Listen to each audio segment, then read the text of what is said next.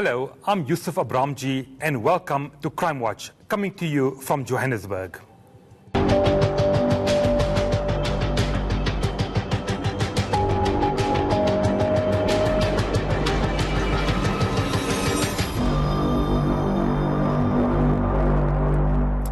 Coming up, we focus on house invasions and burglaries.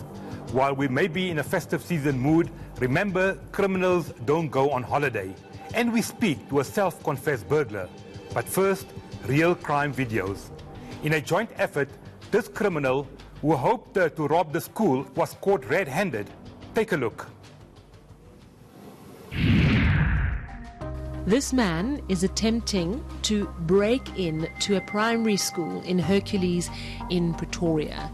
He's very carefully and very cleverly trying to make his way through the top of the burglar gate. However, he's been spotted, and the security team and the South African police have arrived to arrest him. Of course, he's still stuck in the burglar gate, so they have to allow him time to get through. And it is truly remarkable to see how he is able to get himself through that very, very tight gap at the top of the burglar gate. Of course, once he gets over the gate, he would normally have gained entry and would have been able to steal what he wanted, but in this particular case, he was apprehended by the police and the security guards on site and was stopped in his tracks, searched and arrested.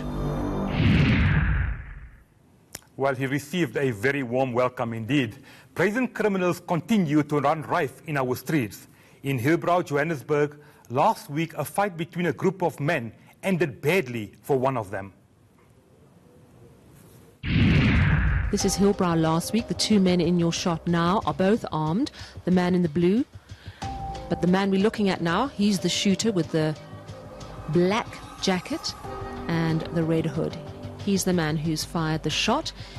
What we understand from this footage that was shot last week in Hillbrow is that two groups of people were fighting. What is remarkable is that the man who fired the shot, there you see him casually walking away after committing a crime in broad daylight.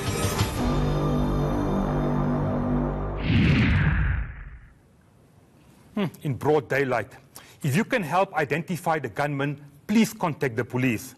Take a look at this video where an alert woman got the upper hand when a home was broken into. This video went viral about a year ago. It shows three intruders entering the home of a Port Elizabeth couple. As you can see, they are very quiet, making their way, we understand, into the kitchen, where they're going to arm themselves with knives and with rope.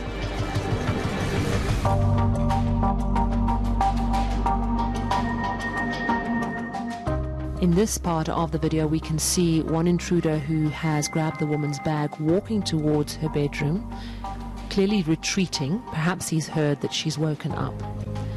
What we do know, of course, is that the woman has in fact heard the criminals and she has armed herself with her weapon.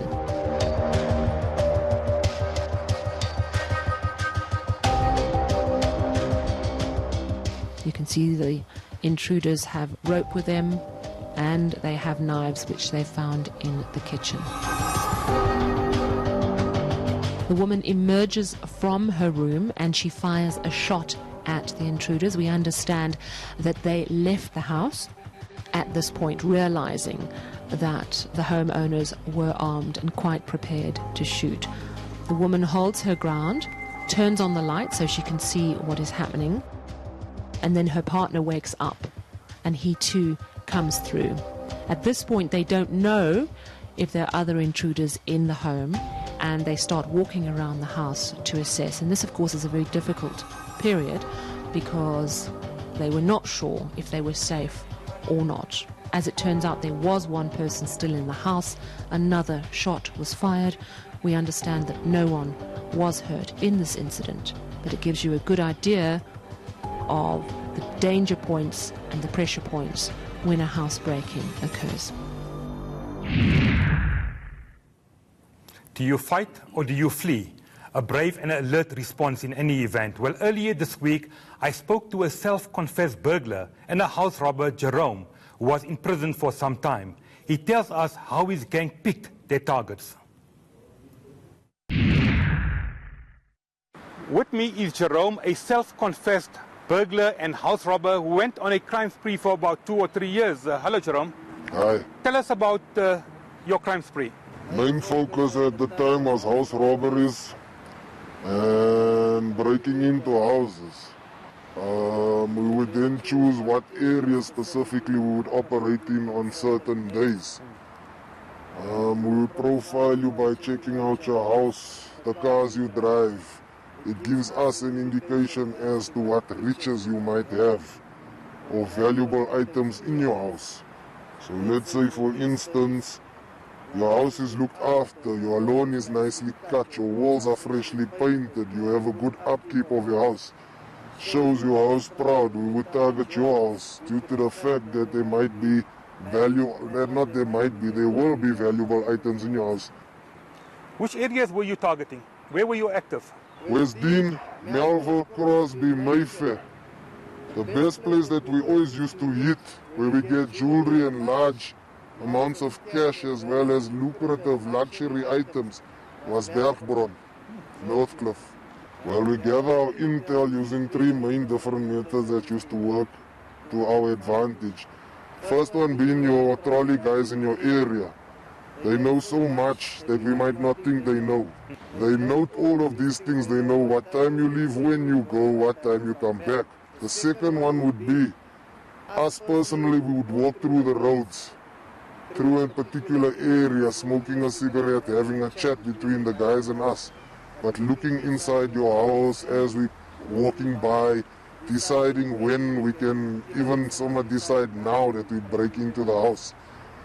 Third and most useful method is we usually have a bucket full bags with fake sand, making it sound like we're basically selling compost. And we'd make our prices so ridiculous that you will say no. But that we use to ring your doorbell and say we're selling compost to you at a later stage. Advantage to come visit you at a later stage. And if you do a burglary, how easy is it to get into the house? Very easy. Most people have cats. Most people leave their windows open for access in and out. So we go to the window, we determine if you have burglar proofing, how concrete is that burglar proofing. We target you, especially if you have window frames and door frames that's made of wood, the French doors I think they call it. It's so easy to just kick in. And which items are the most popular? What do you steal? Mostly TVs? Jewelry is the best. Because we get the jewelry, it's small items, we can put it in our pockets. We don't have to call the car who's waiting for us outside. Unless it's a secure driveway where we've broken the gate open, where our car can reverse into the driveway. We load as much as possible. TVs is the main thing. I mean, everybody needs TVs. What do you do with the stolen goods? Where do you take it to? Who do you sell it to? Pawn shops mainly. And the guys who's in our crew that's on drugs, we swap it straight for drugs instead of the cash. We get our fix, we go and hit another house. Up to 4 to 6 houses a day. After the break, we hear more from Jerome. Don't go away.